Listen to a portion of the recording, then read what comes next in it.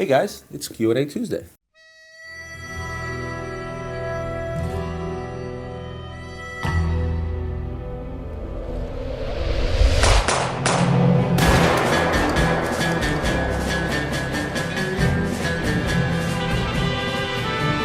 Right away, going to do a wrist check because I always forget, especially on Q&A Tuesday. Today I went back to a vintage watch from my collection that I've had about as long as my single red sub, and that is the Cream Dial Explorer. It's one of the watches I like to throw on once in a while alongside with my red Seedwell. It's probably one of those watches I don't know if I'll ever sell. The single red sub that I bought was the first vintage Rolex I bought. This was the second. I just really like the Cream Dial. I always like the clean look of the Explorer, and just like the watch overall. Comfortable, nice watch. Anyway, let's move to some questions. And before I do, I'll tell you right off the bat, and I can apologize all I want. With going over 20,000 subscribers, you can imagine you may have noticed me slowing down and responding to comments. It's just because it's becoming a bit overwhelming. But nevertheless, don't stop your questions. I will still try to do my best to get to yours. Or maybe I won't get to yours, but I'll get to a question that may still be interesting to you. I don't want to discourage you guys from asking me questions further because this is what makes Q&As possible. I already mentioned we're in the process of building a new studio onto which I can invite guests. And then perhaps I'll just start going live once a week. So, been getting a few emails, 4 questions. First question is going to come via email from a gentleman by the name of Alex Lou. First of all, thanks for all the wealth of knowledge thus far through your videos. You really make the online space what it is for watches, the huge library of information. You're welcome. Knowing how you have long history buying and selling APs, how do you think the recent increased MSRP of some AP-specific models will affect the secondary market of these prices going forward? Here in Singapore, one of the biggest increases is the 15450 ST, which just went up 17.3%. Is that kind of an increase in MSRP unprecedented? Has AP or any other major brand made such a big increase overnight before? And if so, historically, how did the secondary market on these pieces follow suit? Once again, thanks for all your help and information you've given us, and I hope to repay you the favor by patronizing Luxury Bazaar one day. Cheers, Loon. Do I feel that the 17.3% increase was unreasonable? Absolutely not. Think about it. Companies out there are very well aware of what goes on in the gray market, whether it's customization of watches where they follow suit and make like the blue rubber camo strap that looks very much like an Oris strap, or when they look at pricing. It's not very difficult for anyone at AP to go on Chrono24 or online anywhere else, Google 15450 SE, then see that it's selling over list, much like the 15400, much like the chronographs and things of that nature. Basically, pretty much all the hot steel Royal Oaks, right? So if I'm the guy that prices these watches at AP, or if I'm Francois and I'm looking out and I'm seeing my stuff trading at 20 to 30% over list, and especially when you get into things like the 15202s, right? Or any of these pieces with the blue dials, right? I'm saying to myself, the market can handle it. So I'm going to raise the retail prices on those pieces by 17%. I'm surprised they didn't raise them by 20% because the market will still handle them. And as far as the readjustments go, we all readjusted right away. The minute I got the new AP prices, and I got it a little while back already, I adjusted my prices. I adjusted my buying and I adjusted my selling. Well, the minute I found that prices are going up and I was privy to the prices, I went out there and I paid more than the next guy because I happened to be one of the first ones that saw the prices before, let's say, some of the other dealers did, right? So I'm going to go out there, I'm going to pay a little more, I'll buy up as many as I can because the market will adjust. The 17% price increase, the 17.3% price increase, is not going to decrease the popularity of Royal Oaks. They're popular. They're going to be popular right now. Everybody knows what's selling in the market. AP, Richard Mille, Patek, and Rolex, obviously, right? So when you're one of the hot ones out there today, and you see all your stuff is selling over list, why not raise your retail price to 17%? You also asked me about historically, right? You said, and historically, has this ever happened before? It did. Remember when Richard Mille raised their prices by 40%? At that time, they weren't the hottest brand, and everybody thought he shot himself in the foot and he's going to kill himself by doing so, but guess what? He didn't. That's what created the hype on Richard Mille to begin with, because he drastically increased prices, and then he cut production even more drastically, and lo and behold, you see where Richard Mille is today. So yes, this MSRP is warranted. Put yourself in the shoes of the owner or the CEO of Audemars Piguet and say, wouldn't you do the same thing? And I'm sure you'll answer yourself, yes. Hope that answers your question. Here's not a question, but a comment by a gentleman named Martin. Hey, Roman, your comment of the importance of getting the most out of university education really hit a nerve. And so here's my short story. And I like to share these type of stories because just adds a little bit of a personal touch. I don't get to hang out with you guys in a room. I get to stare at a camera and feel as if I'm in a room with all of you, but sometimes stories like this. And he's referring to an episode where someone asked me about the importance of education for my kids, right? And I was talking about my son, Marcus, specifically. So Martin goes on to say, I come from a working class family. While my parents loved me dearly, but going to university was something that was not for me. Going to a not very good state school, which sent few, if any, students to university, it was not something that meant a lot to them, or something that I should aspire to. I left school at 16, trained as a chef, which I loved, worked for a year in catering, and decided that I was never going to make much of a living doing this. So I did a course of information technology, and I never looked back. At 34, I decided I wanted a degree, so I studied part-time for 6 long years to get my undergraduate degree with Open University. I really enjoyed the experience, so I decided to do a master's degree at the London School of Economics. This is what you would call Ivy League in the UK. This university changed the way I think about the world, and I made wonderful new friends. I was 40 when I went to LSE. Since LSE, I've gone on to get an MSc at Imperial College London, University College London, the University of Oxford, and I'm finishing my latest master's at the University of Cambridge. All pretty impressive schools. The joy of learning new things feed my soul. Education should not be thought of as a utilitarian or transactional. It doesn't matter what your degree is in, but you must be passionate about your subject. You must live and think about in every waking moment. I will have 3 history degrees when I finish Cambridge. There's a lot of history in the world, yes. It's never too late to learn. I'm now 55, and all of my degrees have been done part-time. Never let your children believe that education is too expensive. It's very cheap in the UK compared to the USA. Oxford and Cambridge cost £10,000 each. NYU is about 100 grand a year now, by the way, I found out. My children, I also have 3, fixated over the cost. An education that you enjoyed is the gift that keeps on giving. I do not remember much from my school days, but I reflect regularly on university education. I love your content. Keep up the good work. Kind regards, Martin. Martin, I want to thank you for that. And even though this has nothing to do with watches per se, and I just touched upon education in one of my episodes, I think you're a guy I would love to sit down and have a cup of tea with. I'm not from England, but I do like tea. So perhaps next time I'm learning, I'm definitely going to look you up because I'm passionate about history. So to sit down with a guy that has 3 history degrees would probably be a hell of a cup of tea. So thank you for chiming in with that. Let's move on to some questions. This one comes from Ivan Meja.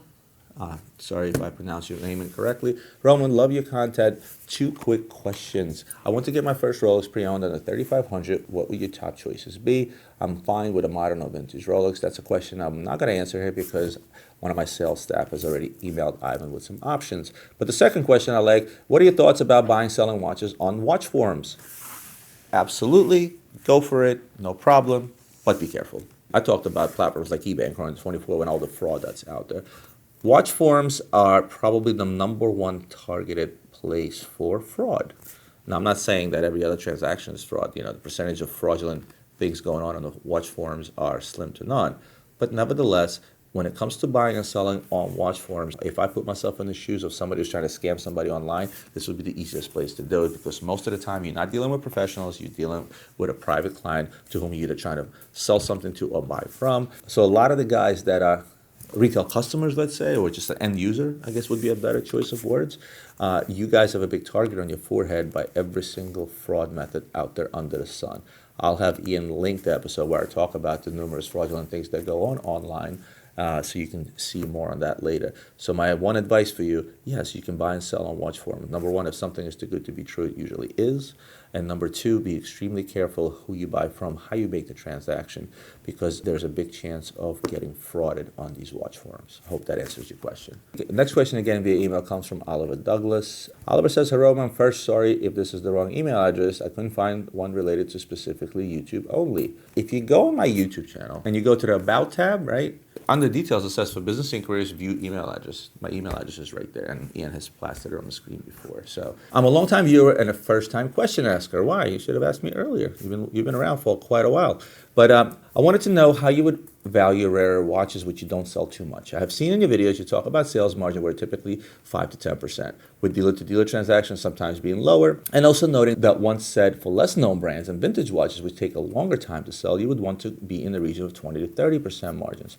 So for this hypothetical example, if someone brought you a lesser known brand, such as a Serpaneva, watch, how would you go by determining its value? If you check various websites and there's no history of sales, or perhaps it sold for 8,000 in 2015 and now someone has listed for 19 on Chrono 24, how much would you offer the seller of the watch if they wanted to sell to you, since it's so difficult to determine a fair value?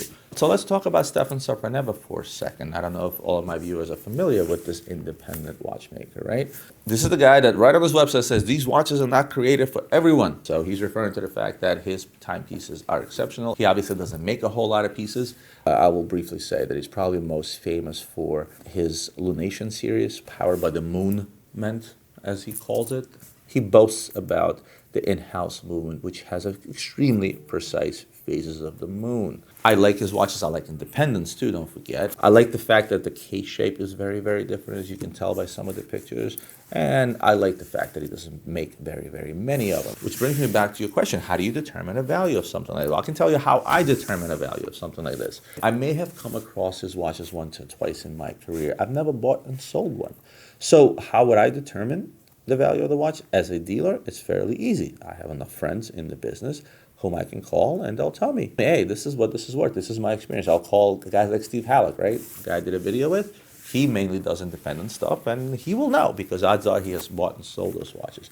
As a consumer, it makes life very, very difficult. Unfortunately, I don't have an answer for you. You're saying, here's one watch that sold for 8,000, and now I see another one for 19,000. How do I know if it's worth 8 or 19? For the most part, watches that don't have a huge market, such as a lot of the independents, where they make very little amounts of watches, and really it becomes a matter of what one is willing to pay for, and that's what the watch is worth.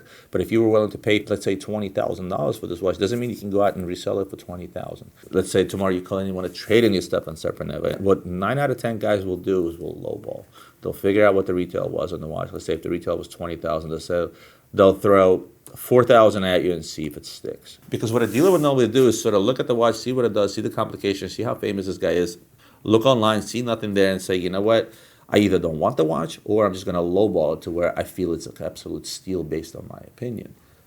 So how does that help you? You can do exactly the same thing. You sort of have to figure out what the retail price is on the watch, right? Let me see if I can find Sarpaneva you're talking about on Chrono 24. There's actually 1, 2, 3 pieces on there, all moon pieces. There's one for 20,000, one for 18,000, another one for 14,000. Of course, the higher price ones are actually gold pieces, and the lower price one seems like a titanium PVD, some sort of a PVD piece, right? And who's selling them?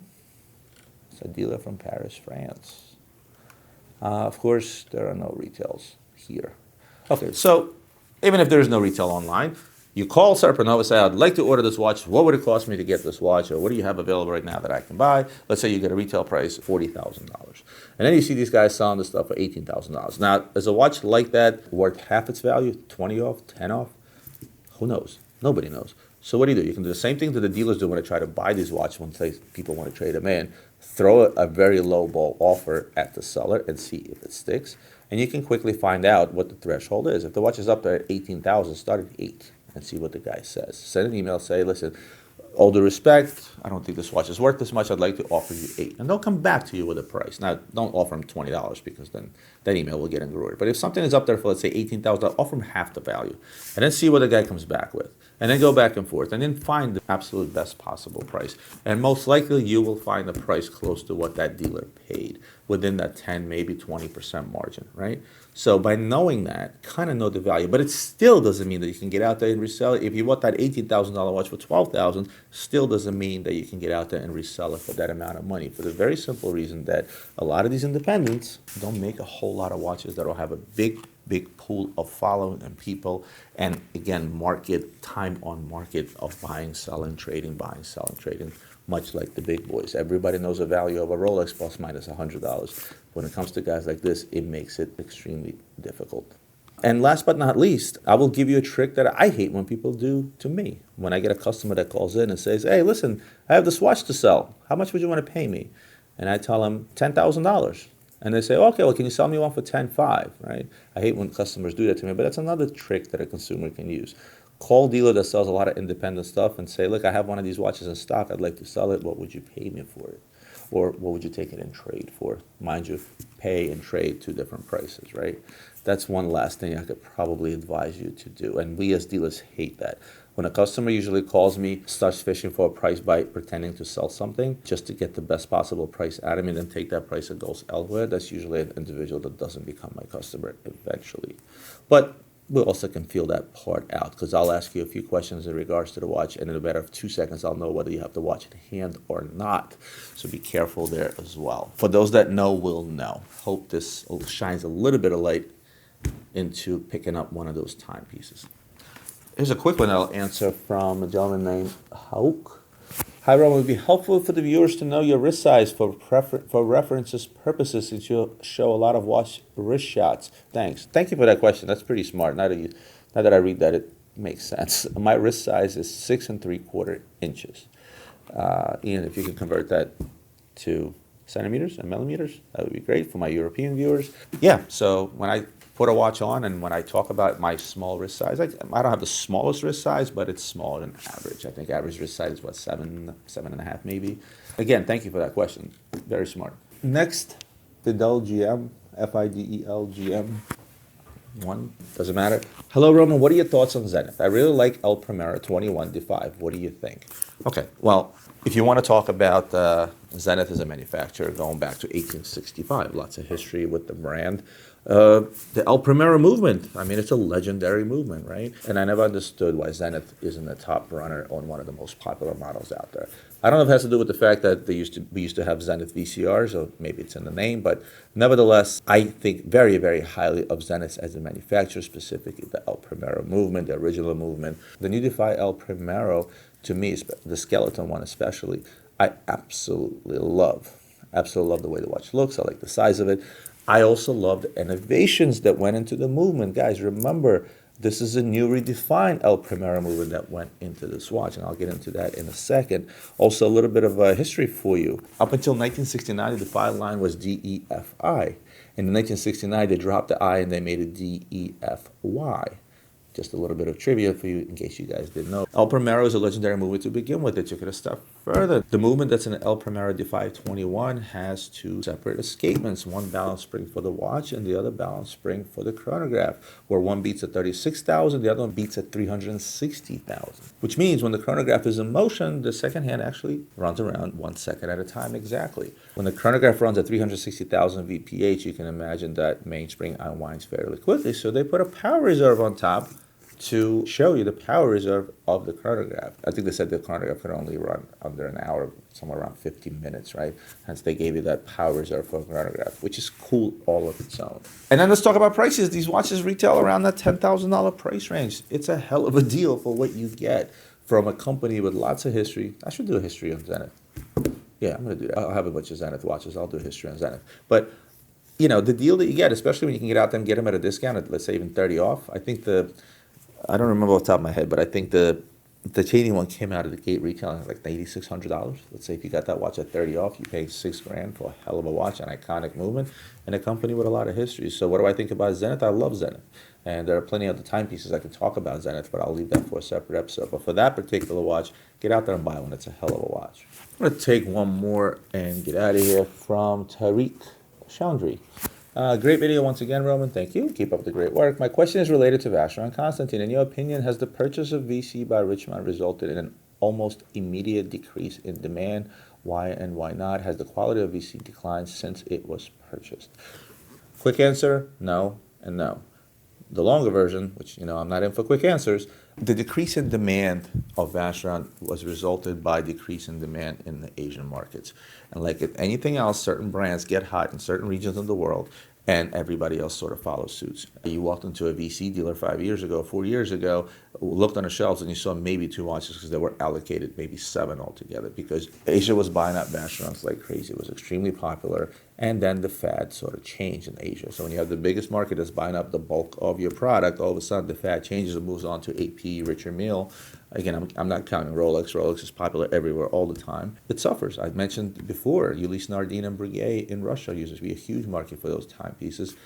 Russia died down, so did the brands. And everybody sort of follows suit, because when you see something being hot in a specific region, even the people, let's say United States or countries where the brand wasn't as popular, it automatically became more popular because there was less supply. And the minute there's a shortage in supply, people automatically want it. Supply and demand, it's an oldest trick in the books, and it works like a charm.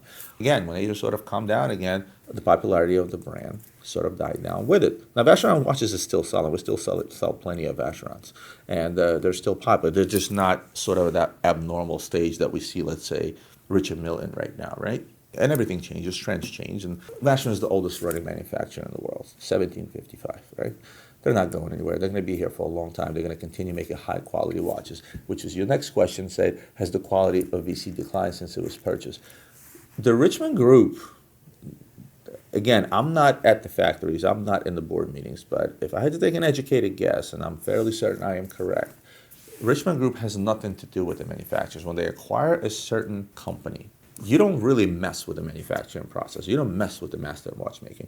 You may mess with some of the processes that take place. You may combine some of the back office functionality to cut down on expenses. For example, I'm sure Vacheron Constantin had an accounting department, a finance department, a marketing department, a research and development department, and things of those nature. Those are the things that can be slimmed down from a company in order to cut expenses, because as a big group, by having one finance or one accounting department, you're obviously saving a whole lot of money than having each one of those things as part of each individual company, as part of your group, right? But I highly, highly, highly doubt that they have their hands in the quality of the manufacturing. That would be stupid to do so. Why would you take a brand that's part of the Holy Trinity and start messing with their manufacturing process, start messing with their innovation, start messing with their quality? Absolutely not. So to answer your question, once again, it's a no and a no. Hope that somewhat helps. Guys, that's it for me for today. Hope you enjoyed today's episode. As usual, like, comment, share, subscribe, do all those wonderful things that you do to help my channel grow. And I'll see you guys next Tuesday.